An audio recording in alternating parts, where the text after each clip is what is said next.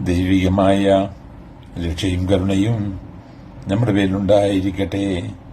വിശുദ്ധ ഖുർആൻ സൂറത്ത് അൻ-നിസാ വചനം 16. ബിസ്മില്ലാഹിർ റഹ്മാനിർ റഹീം.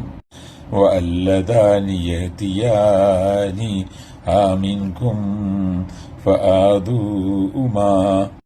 നിങ്ങളുടെ കൂട്ടത്തിൽ നിന്ന് ആ നീചവൃത്തി ചെയ്യുന്ന രണ്ടുപേരെയും നിങ്ങൾ സൗകര്യം കെടുത്തുക. ഫഇൻ താബ വഅസ്ലഹ ഫഅഹ്റിളൂ അൻഹുമാ.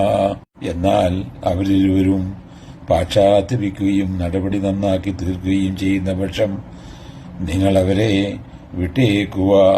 ഇന്നല്ലാഹു കാന തവ്വാബൻ റഹീമാ.